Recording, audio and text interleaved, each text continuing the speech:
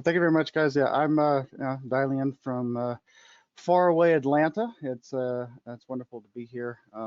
Wish I was up in Knoxville. It's a great city. We'll definitely be doing this again. I'll be coming up again next year. I do get around to the Southeast regionals BSides. In fact, I'm sporting my Birmingham BSide shirt. So if anybody here from the great state of Alabama, shout out to you guys. So today I'm going to be talking about my experience in the field. I feel very fortunate that I've been able to survive as long as I have, and I wanted to share those experiences. I've had a number of different careers and shifted gears quite a bit, and I wanted to bring those experiences to you guys so that you can hopefully learn something from my path and help you be happy in your career. So that's the goal here. So let's get the right button there. All right, so a little bit about me. So my name is Xavier Ashe. I have been hacking since the late 80s and I got my first job. I started a job in 1992, got a quote unquote real job in 1994. So basically I've been doing computer security for about 28 years now. So I've worked for a lot of different type of companies. I've worked for large companies like Gartner, IBM, and worked for very high growth companies. Carbon Black was one of my very fun ones. I joined when they were Bit9. I think I was employee number 142 for that. So I was able to see that to grow to, I think it was a little over 500 by the time I left, and they transformed into Carbon Black. Did that a couple times. I was an independent consultant for a while. I always joke that, hey, you're never unemployed, you're just an independent consultant. But that is didn't close all my thing. So basically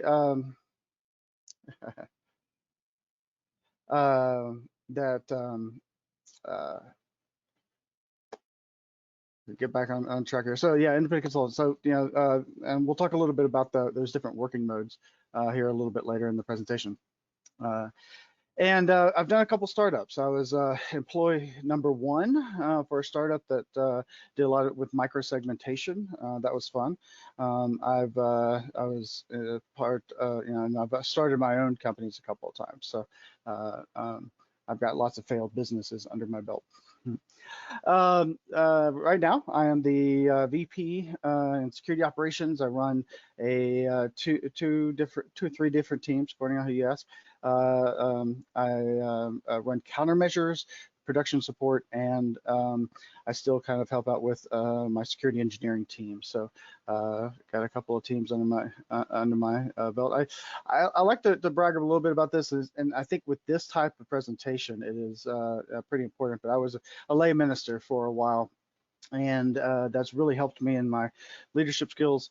I've and as carried over here, and you'll see as the things that I care about is might be a little bit different than what you might hear in a lot of technical presentations.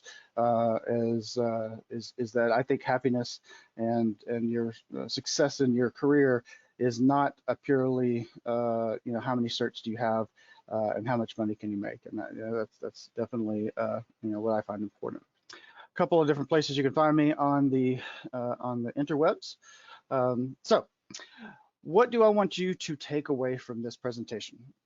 I started this presentation and all this research when I was looking at people that were leaving the company that I was working for a variety of different reasons, and I found that it was disheartening because I could see that they were, some of them were making leaps for the wrong reasons, and so when the opportunity I had to coach some of them, you know, to find out why they were looking at leaving, doing exit interviews, you know, and hopefully, you know, guided a couple of people. But so I thought, well, you know, there's a lot of good like mental health and you know, how to avoid burnout type of presentation. So I said, yeah, this is good. I need to make a, you know, non-technical presentation this year for the rounds of cons and share my experiences here, because I think that this is very important. So I want you to take away a couple of points. You know, that you are probably not alone. We're going to go through some statistics to look at how people are feeling about information security right now. You know, find out why people change jobs. You know, why do people, you know, get up and quit, and then we're going to talk about burnout. It's obviously a very, very important topic. We're going to you know, talk about you know, how to identify a toxic situation. I call them hard lines, things that you really shouldn't put up with, and I hope that you will, you know, if you find yourself in those situations, be able to make a change. All right, so you know, if you get to a point where it's like, yes, I do want to actually move on to something else, you know, what is the grass like on the other side? So I'm going to go through and talk about a couple of different job types and really talk about the modality of the job. Like, what is it that the job is like? Not from a technical point of view, because you get a lot of that already, but the day-to-day,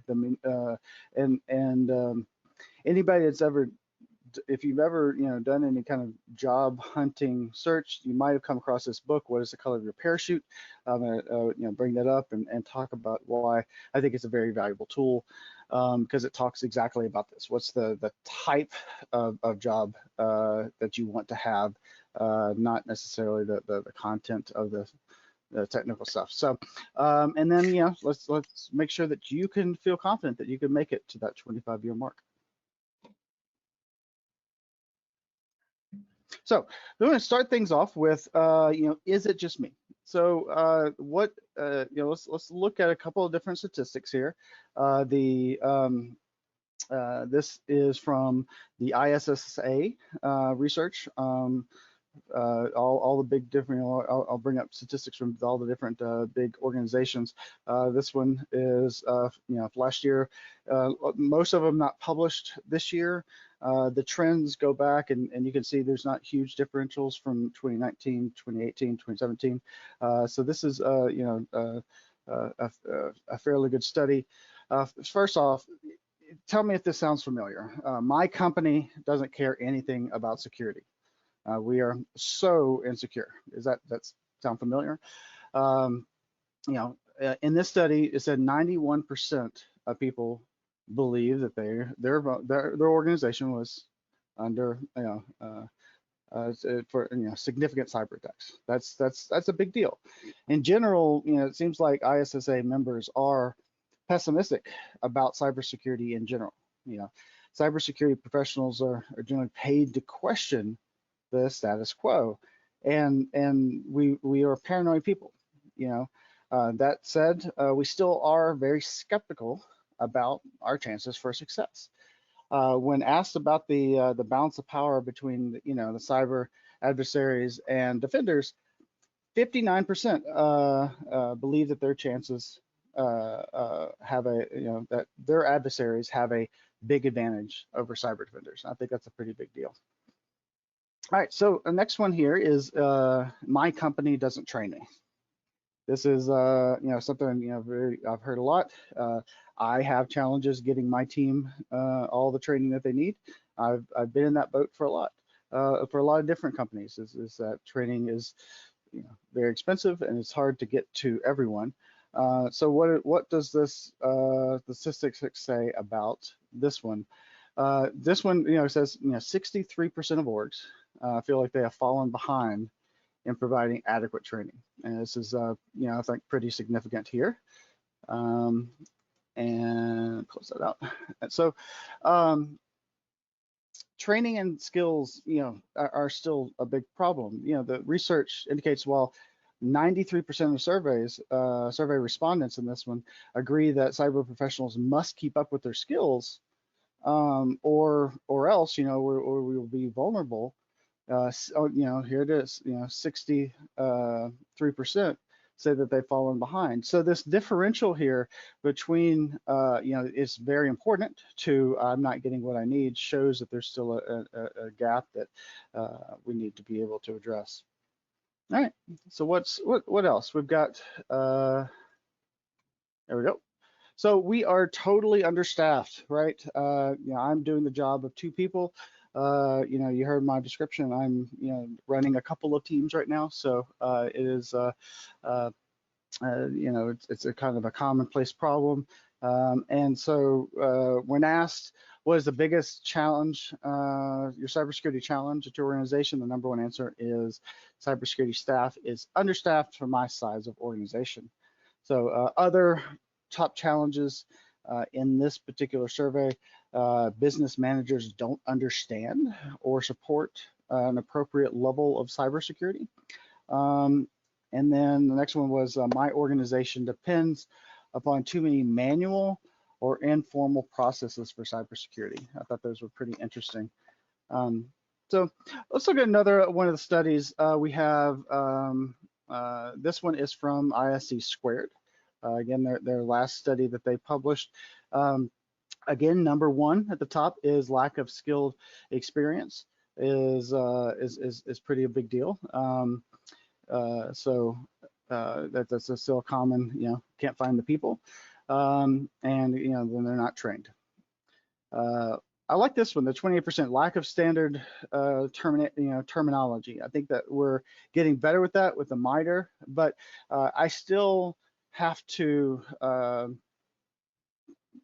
every time I'm talking with somebody that is new to the company or outside of my company, we have to make sure that we're talking the same language. And so I definitely feel this one is that without understanding exactly what is what, and is still pretty painful to be able to get our job done. 27% of don't have the resources, right? Don't have what they need. Work-life balance. So we'll talk about that a little bit later in the presentation. And then inadequate budget for key security initiatives. You can't get the tools that you want. All right. More from this study. I thought this was a pretty interesting review. So the vast majority of respondents here say that they are where they expected to be in their career, given the skills and experience. So well over half say they have either very close or exactly where they expected to be, and that's good. That's some good news from here, is that they're where they want to be, and almost half, 49% there, say they have a good idea of their desired career path. And I would say I'm still, even 28 years into my career, I'm still probably on the second one. I have some idea of my desired career path, not entirely sure. And I think that's an okay thing to be. I like to sometimes just see what opportunities arise, and where the wind takes me. I think that this is an okay place to be as well. So let's talk about another survey and the problem with surveys. And so I came across this one. This is the ISACA survey that I went through, and it's pretty interesting. Why cybersecurities leave their jobs. I thought, well, this is exactly what I'm talking about from my presentation. This is great data. So there at the top, 82% leave their jobs for better financial incentives. Now, I challenged this. I said, well, that doesn't seem to line up with my experience, is that people don't seem to really leave their jobs for money. So I took a closer look and reread it, and it says, which of the following factors do you feel are causing cybersecurity professionals to leave their jobs? So this is not why people are leaving, but why people think they're leaving. And it's very important. I pulled up another out of another book that I had read as part of my management studies called "Why Do People Quit?" And this is it's a pretty good study from Leah Branham that did. This research is based off of exit interviews. I always try to have exit interviews anytime somebody leaves company, And I pulled out the statistics. So employers that think that their people leave for more money is 98%. That's exactly what ISACA found, a very high percentage. But employees who actually leave for more money was 12%. So the reality here is a big gap between what people think are happening and what actually is happening. And I think that's very important. So if you think that everybody else is waiting for getting paid more and is going to hop over, reality is that doesn't happen that often. So what are reasons for people to leave? So the job was not expected. That they thought they were getting into something else that really wasn't there. The job doesn't fit with their talents and interests. This goes right along the lines of the color of my parachute. And so we'll talk more about this and hopefully give you some insight into what these different jobs are. Excuse me. They got little feedback or coaching. Now, as a leader, this is very important to me because this is something I can control, and I want to make sure that you are getting that. We can also talk a little bit later about how you can get this for yourself. Is that you don't need to kind of wait for your leaders to do this, that you can act on this without having to change jobs. No hope for career growth. A lot of my management training I took from IBM. IBM, I took what's called the IBM MBA. It's a 2-year course, and what's really great about there's some things that are really annoying about the way IBM does management. However, one thing I did take away is that you always need to have both a technical track and a management track, and for people to accelerate in their jobs. And if this isn't present, you get people that are very talented, but if they don't want to become a manager, they have nowhere to go to. So if you're a leader, make sure that you have a career growth for your people that just don't want to move into management. That's just not a given for everyone. Feel devalued or unrecognized. Again, this is something dear to my heart, since it's I think it's really in the hands of our leaders to make sure that we are valuing and recognizing our employees. Feel overworked and stressed out. We will definitely be covering this topic here in the next couple of slides. And the last one is lack of trust or confidence in leaders. This falls under my hard lines. I do not think that you're in a situation with no trust or confidence in your leaders is a place to stay. So I understand these. This is stuff that in my experience, I've seen this research fits my reality and my experiences. So helps us understand that this is what people really move on for. So let's talk about stress and burnout. So burnout is the exhaustion, cynicism, and avoidance. This is and I don't know if I'm pronouncing this right, but the Mollusk Burnout Inventory, MBI. The Mollusk Burnout Inventory is it's a research tool for people that want to try to understand burnout, and gives them ways to do the surveys and index the different impacts these different things have to somebody that is in different industries. This did not start in the technical industry. This actually originally began in the medical industry. Is that we have of course the stress that people working these long shifts in the medical field were hard even before this COVID-19 situation. So burnout is a real thing, and it does cross different sectors. So let's kind of look into this. So exhaustion is this classic stress response. Basically coming out from the big problems employees encounter, but instead from the smaller to day-to-day issues, such as like too much demand with too few resources. So both physical and mental exhaustion is part of this burnout. Cynicism, right? One of the particularly thorny issues for InfoSec professionals, since many are paid to be cynical and find problems, right? So this is kind of is expected of us, but can lead to our burnout. The consequences are employees tend to get negative about the job that they're doing and the people they're working with. Does that sound familiar? Because we just saw in our other things that one of the, we think that, vast majority of us feel like we are vulnerable to a significant attack. So this definitely feeds into it. The results in people doing this results in people doing the bare minimum, and this take this job and shove it mentality that can lead to poor performance and absences. So cynicism is definitely one of the factors that can lead to burnout. So we have to keep up with that. Perceived, this avoidance is the last factor. So avoidance is perceived lack of self-efficacy, right? This is this Sisyphean feeling that you're just not good at your job. You're not feeling confident. You're asking yourself what you're doing there.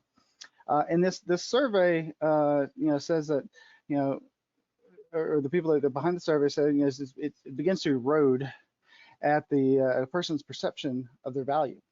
Am I worth anything?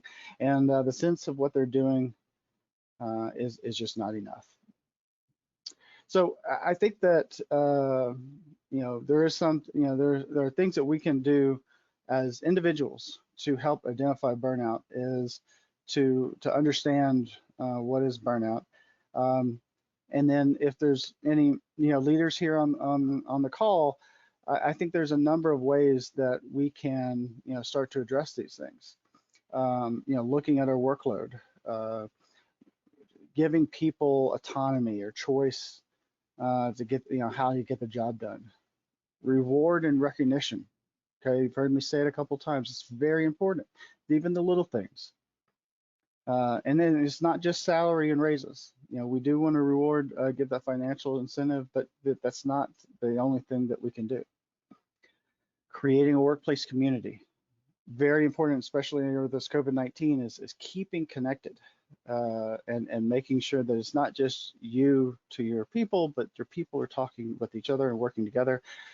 Fairness with practices and policies, making sure that they're clearly articulated so people know what they are, and it's you treat everybody the same.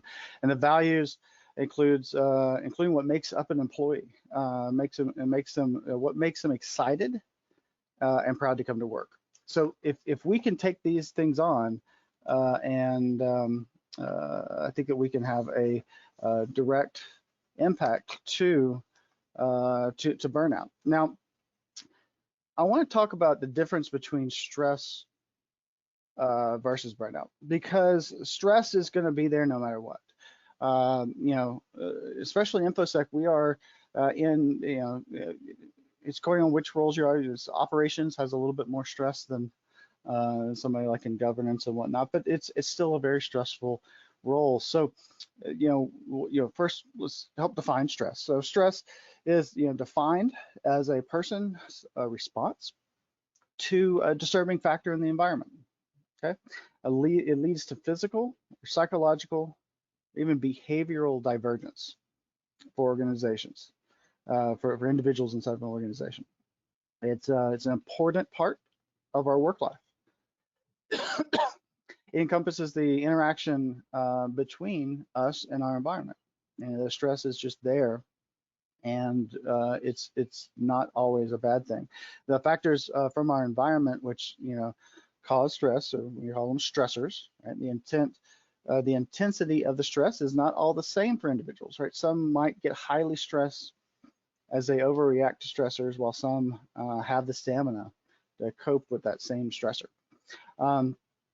In general, stress seems to be negative, but has a positive dimension.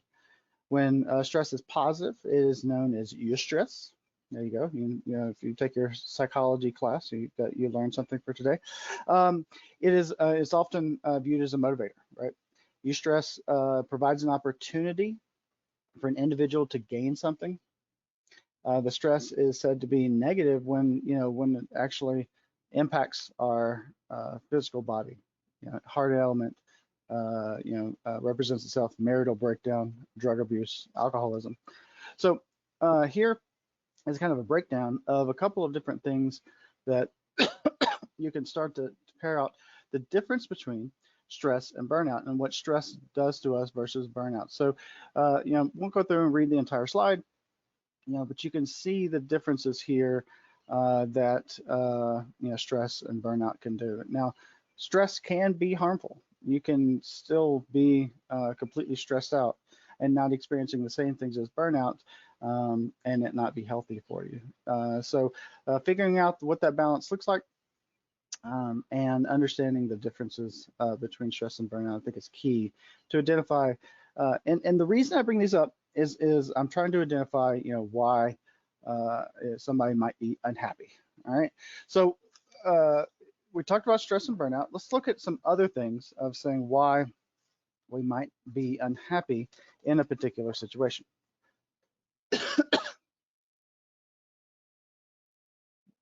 All right. Number one, is it in the workplace?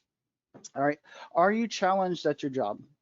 Do you get a sense of fulfillment? These are things that when you're looking at your unhappiness, could it be that you just want to do something else? So is it the job itself, the actual workload that is making you unhappy? That could be a possible sense of or a source of your unhappiness. Is it the people? All right. Do you have a particular person that you are having friction with, or does it seem to be a lot of different people? And if it's a lot of different people, is it the corporate culture? You could be in a situation that just doesn't fit with your upbringing, and just you're having a hard time fitting in. Had the situation where I managed a team in Atlanta, and we had the exact same team in Kansas City. Now, Atlanta, there's it's a high-tech city, lots of people, Georgia Tech and ISS, and a lot of good security folks. And the culture for most of the people in Atlanta is that people love their job, and if they had a problem they wanted to solve, they would stick around and solve it. Even though this was shift-based work, it was a 24/7 operations center. It was people would go past their shift and make sure problems, that they helped solve problems. Kansas City, on the other hand, they were 9 to 5 or whatever their shift was. They would ensure that they were very good at handing things off, and they were staunch defenders of their work-life balance. They did their 8 or 9 hours and then called it a day. And it was very interesting, the friction between the two teams, because we were supposed to kind of be working together. And so it was fairly early on in my career to kind of help point out, even a couple hundred miles between Atlanta and Kansas City, the vast difference in culture. We obviously work with teams all over the nation and all over the world now. And so, paying attention to that culture is something that could help open your eyes on why you might be unhappy. Okay, absence of trust. So this comes up again. So that's one thing that we can, I'll dive into here a little bit later. And no carrots are no carrots, only sticks. There we go. Is that you're not getting the recognition, you're just getting all sorts of negative feedback. So we got to get a balance of positive and negative feedback. All right, so other sources of unhappiness could be in the condition of your job. All right, so is it the commute? Here in Atlanta's got really bad commute times. I think it's one of the worst 3 in the city or in the nation. But even within Atlanta, I had one job that I had to go, and it was all back roads, and the stop and go back roads was painful, and I did not enjoy. It was an hour commute, but it seemed like a particularly painful hour because a lot of it was just sitting there waiting for a red light to go. It was not enjoyable at all. So that can provide, a source of unhappiness. So, but that's something that can easily be identified as a source. Working hours, work-life balance. This is a particular hot topic for me. Again, because as a leader, I try to control this for my people. Is that you've got to make sure that you are in a place where you enjoy the hours that you work. Some people really just love to put in those 10-hour days, and they don't feel fulfilled until they do that. I don't think that if you're in a position where you're working too much for a long period of time, is not healthy and can lead to that unhappiness. His next point, open office. I hear this complaint a good bit. Unfortunately, I'm not the ultimate leader, so I don't have a whole lot of say over this and fixing this for my people, but I can definitely understand the stress that comes toward working in an open office. Is that when you've got people that really want to be enclosed, they don't want the constant walking up and having people interrupt them all the time. Can lead to unhappiness. So, can you fix this by working at home some more? I mean, obviously now everybody's working from home, and so hopefully that's leading to some relief for those people that really hate that open office. Equipment or software? Are you running 5-year-old machine running Windows 98? That might be a sense of stress for you. And dealing with red tape and bureaucracy. So again, the whole point of this slide is so when if you feel like you're unhappy, and it's not stress or burnout, maybe it's one of these things. And so being able to identify these helps you determine, is it time to leave? And if it is time to leave, where do you want to go? But before we go into that topic, let's talk about my hard lines. These are a lot of different studies in toxic workplaces. Is a situation where I find that any of these things are present. It either needs to be fixed or I need to move on. And you need to find those for yourself so that you can understand when you do not get stuck in a situation that you need to put up with these type of things. So lack of transparency. Now this one doesn't sound bad, right? Lack of transparency. But what I'm talking about here is the not knowing how you're being measured and seeing that measure stick be a different length for different people, right? You are getting fussed at for something that somebody else gets does the same thing and they do not get fussed at, and those type of things where you don't know what your expectations are. You can't be successful in that. And so if you and the other point along this topic is around the people being shifted around, moving from different role to different role, and management is not forthright with what's going on. And obviously, since I've been both sides, I think that's a big crime. I would say that this is one of the hard lines. Chronic overwork. So talked about this a little bit before, but if you are constantly working 50, 60-hour weeks, that is a failure of leadership to staff appropriately, and is not something that you should put up with for a long period of time. There's some exceptions to this, and notably is startups, and we'll talk about that in a bit. And you might think, hey, I'm young in my career, I need to cut my teeth, and this is expected. And no, abusing your employees is not expected. Just because you are in an entry-level position does not mean that you need to work 80-hour weeks and get paid for 40.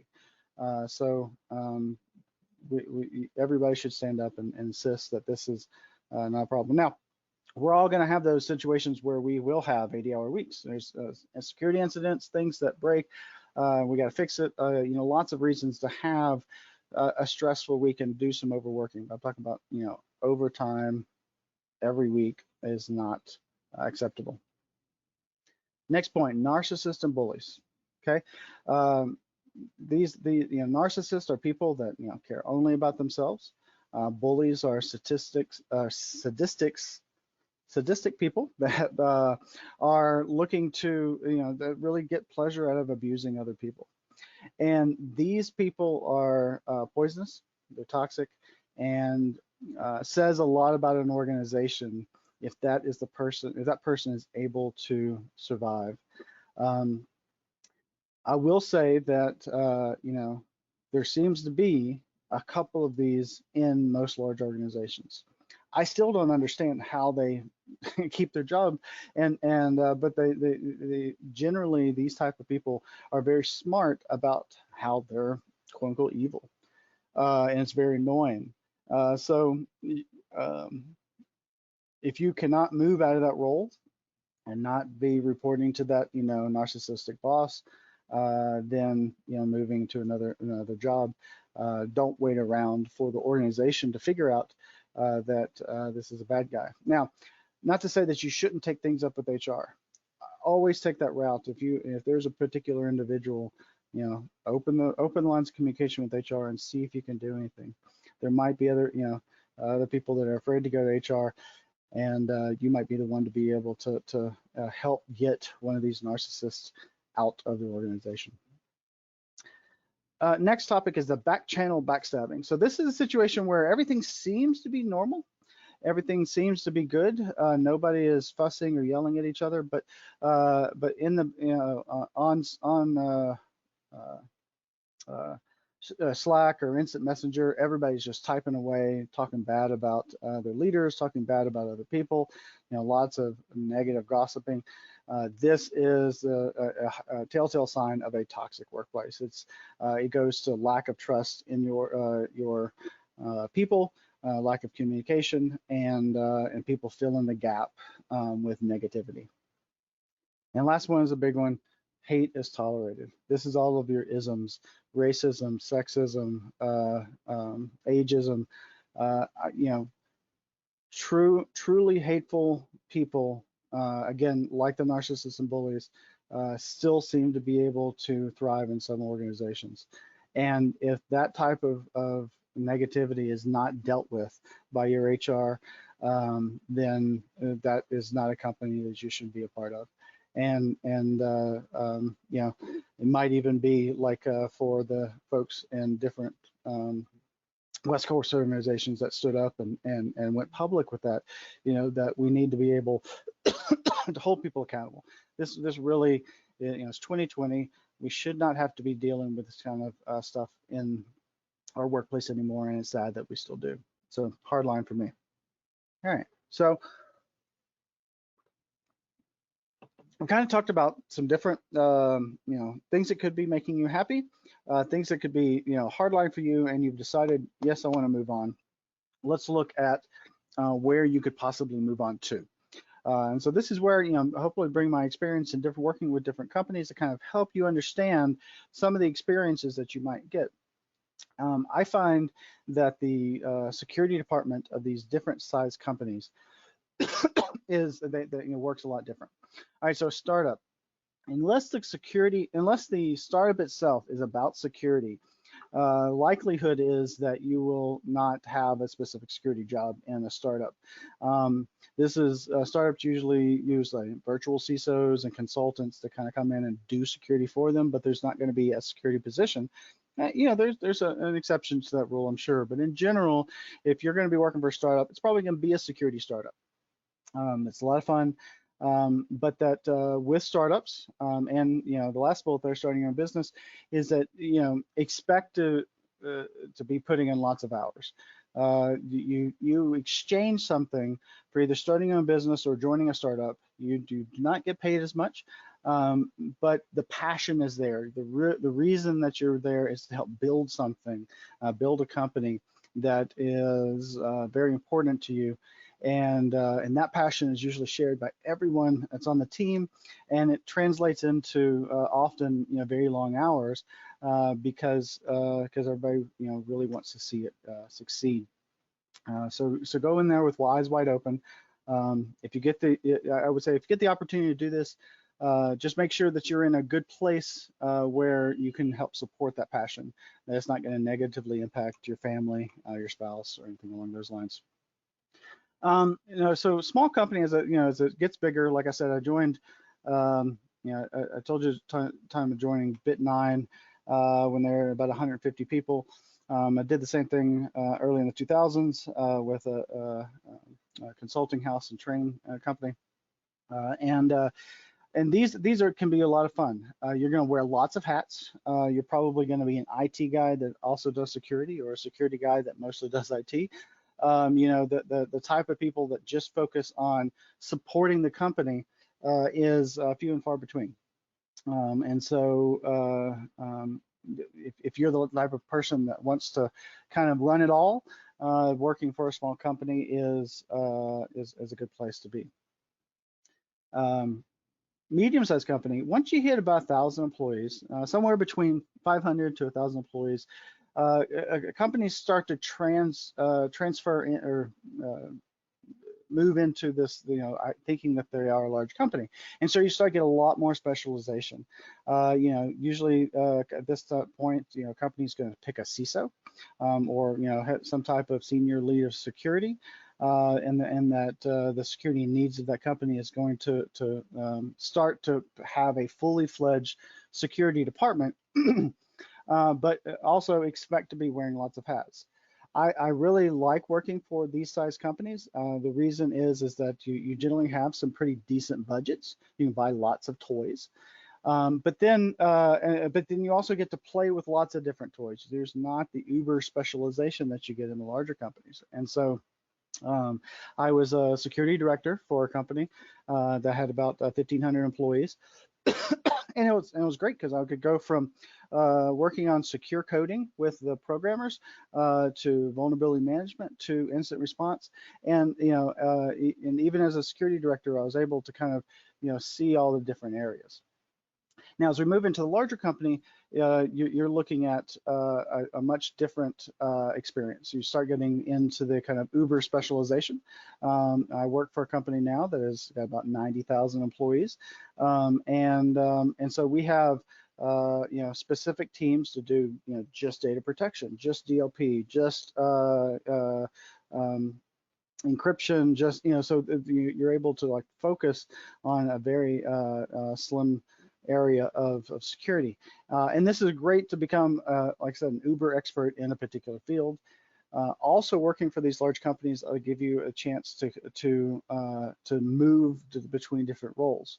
So very often, I encourage my people that report to me, if they to move on every year or so into something else if they want to be able to get the experience of going from becoming a tools administrator to an engineer to an architect, those type of things. All right. Now, working for a security company is not the only way of doing this, right? Security vendor is also a great place to move into. What's great about working for a security vendor is that if you are not the uber technical type, let's say that you like writing, blogging, and social media, you like sales and marketing, you can be in the security world and do those type of non-technical things. So if your parachute is of a different color, but you still enjoy the security world, reach out there for those security vendors. Now, security vendors also have tend to have a bigger aptitude for being able to work remote.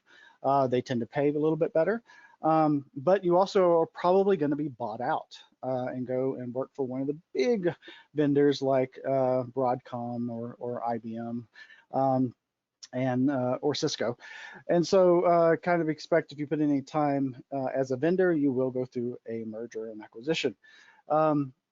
Security integrators and resellers. This is companies like Optiv, but there's also small and mom and pop resellers that are really fulfilling. I did this for a couple of years. And so your experience is going to be a lot different if you work for a smaller integrator than you do with the bigger shops. The bigger shops are going to feel a lot more like the third bullet there, which is the consulting shop. And consulting is definitely a different beast. If you work for a consulting shop, and sometimes even as resellers, you're the profit, right? You're the revenue generator, and so you need to be out there in a billable mode, which means there's a lot of work. There can be a lot of travel, but you also get a wide variety of experience. This is what I did about half of what I did when I was at IBM, is I traveled the world being a consultant for lots of very large different companies, and it was a great experience. So, but know that, like I said, with the high demands of work and high demand of travel, even though that we're not traveling right now, if you're looking at moving into consulting, make sure that you can understand that going in, that again, that you're at a good place where travel is not going to be detrimental to family or whatever your situation is. Managed security provider, that's another good one where I hire a lot of people that have been worked for IBM/ISS here in Atlanta. It's a good way of kind of mixing both worlds. You have a situation where you are providing security for somebody else, but you get to do some of the more blue team type stuff and work in a SOC, but get a wide variety of experience. And then independent consulting. So there's the times in between the jobs. Now, as an independent consultant, I basically used LinkedIn as a sales tool, basically turning myself on as available. I get flooded with people saying, hey, you want to do this, you want to do that. So this, it's commonly referred to as gig economy, can be very lucrative. I made a lot of money, but then I also went with times where I did not work. And so going into either starting your own business or independent consulting, you have to be able to plan for times where you're not going to be making money. For example, it might take a month or two to get a contract in place, and then they've got net 30 or net 60 terms, which means they won't pay you for your work. So you work for a month, you bill them, you don't get paid for another month or 2 months. So you can see how this could be a large gap of getting revenue in. So there's business loans that can help cover that gap, but you need to make sure to plan for that. All right, so there's some colors of the types of companies. Let's talk about different roles. And so I'll go through a couple of these and we'll read the entire slide. We'll be providing the slide deck for everyone on both the schedule page and if it works out on Discord. So the SOC analyst or security operations. So this is looking at these types of roles like SOC analyst and incident response. You're going to be typically typically a shift worker. So that means that you could be working second or third shift, and that might change. So so be prepared for that. And the type of job there is typically process and procedure driven. Is that you're going to be given, you need to do every time that this button comes up, you need to do X, Y, and Z, and very prescriptive. It's good for great for places that where you're entry level and you're learning and you don't necessarily could not self-drive, but that it's not for everyone. That you got to understand that those type of process and procedure driven jobs is for a particular type of people. Security administration. So this is security engineering, tools, production support. These type of people are going to probably work a day shift but carry a pager. Pagers are little things that for you young kids that you probably never had, but you'll be on on-call rotation, and so kind of expect that. And it's interrupt-driven work. You probably are going to be doing your own little projects. You're going to be improving stuff, upgrading, doing stuff that keep the tools running. But it's an interrupt-driven job. You kind of work normal until something breaks. You get a ticket in, you get a call. It's an interrupt-driven job, so it's a different mode of working. Security architecture, and sometimes in engineering as well, is you have typically standard hours, but this type of job is very project driven, and so you're always working toward either a sprint or a milestone or something along those lines in project management terms, and the work is very different from somebody that's interrupt driven. So I kind of want to drive that home, is that if you're going into a role, try to figure out the modality of how the job actually works. Threat intelligence. This is a job, and also got later threat hunter, very similar, is, I've seen it both standard, 9 to 5, or sometimes a shift work, but it's research driven. So you get, you are chasing down ideas, thoughts. You've got something that you want to, you've got a hypothesis that you want to prove or not.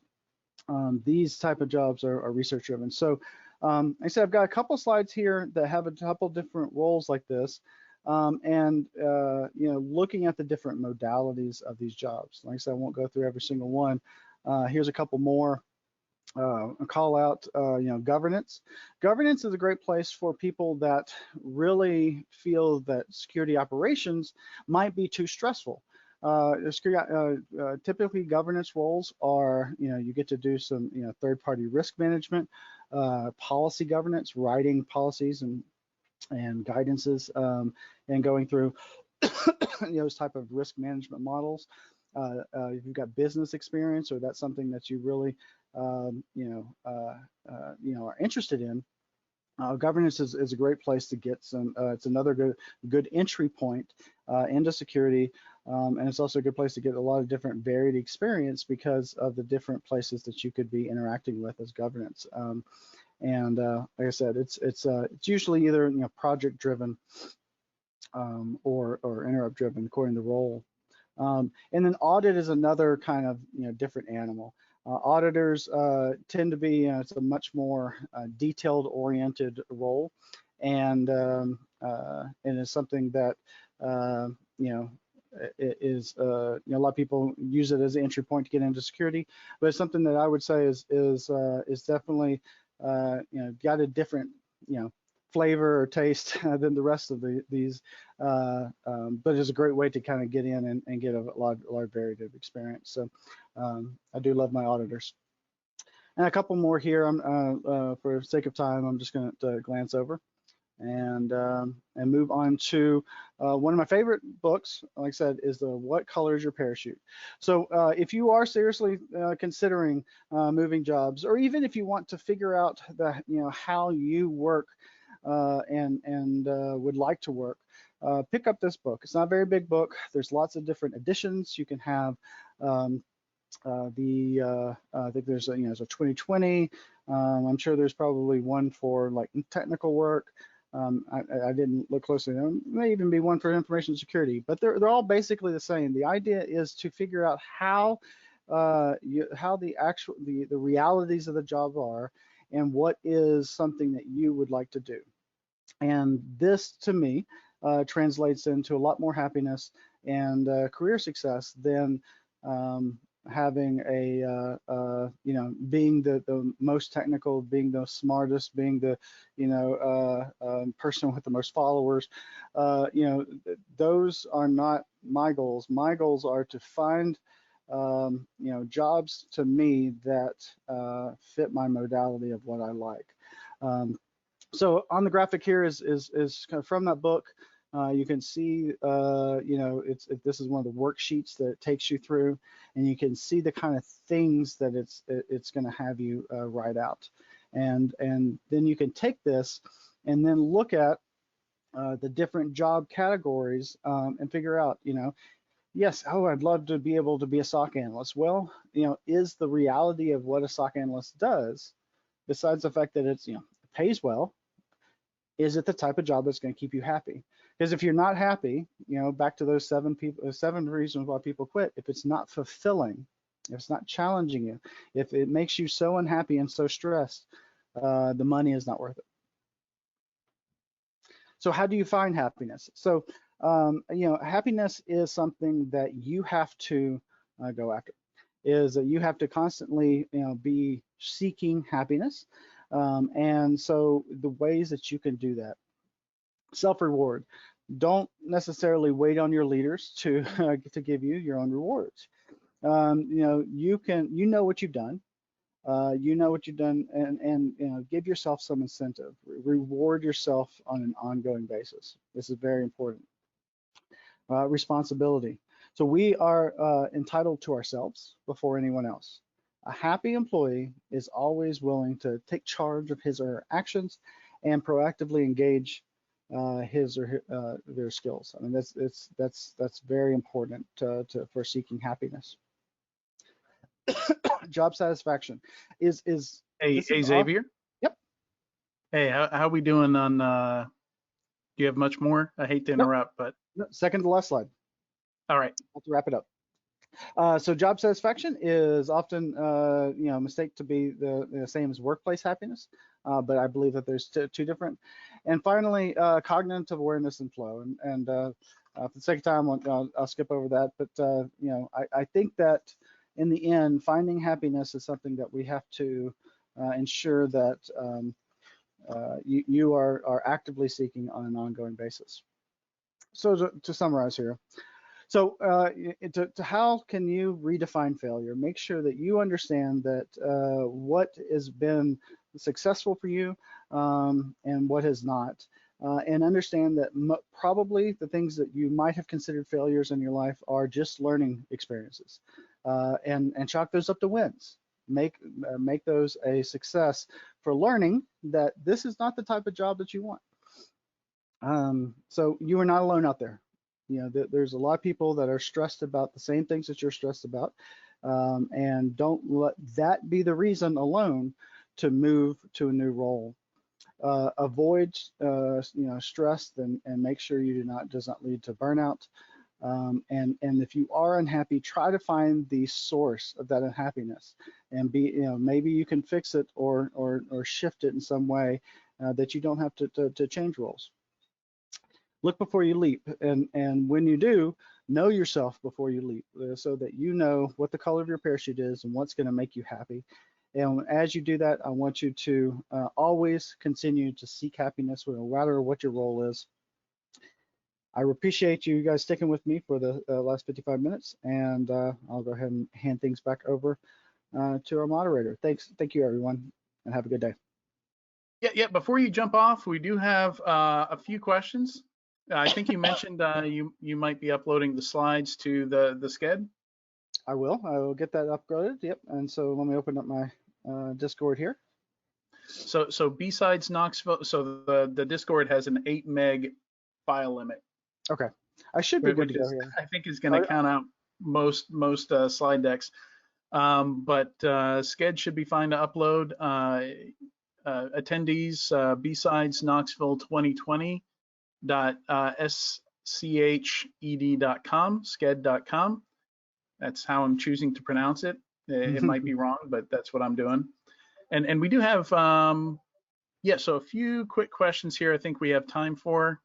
Shanmugam asks, how would you advise on getting higher up in the layers without being a manager? How to tune one's career in situations where you get exposed to every technology, but only a short amount of time due to the changing nature of the job. Yeah, and that's a lot of times you'll get that in either smaller organizations or in the consulting roles. And it is, to me, I just did that shift, is where I spent probably about 10, 15 years in these consultings where I was going from job to job to job and saying, hold on, I'm going to move out of the vendor world and go back to working for a company. And so by moving into those type of roles for a larger company, I'm able to stay in one place for a lot longer.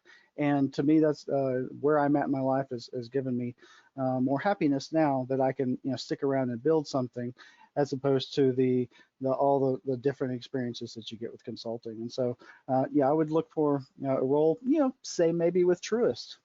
Just saying, possibility.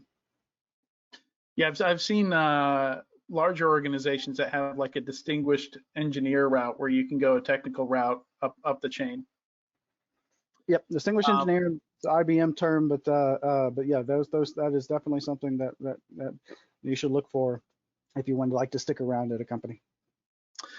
So in a situation where you feel singled out, the environment's toxic, your managers don't have your back, when is it time to leave versus sticking it out? Like how far do you stick it out before jumping?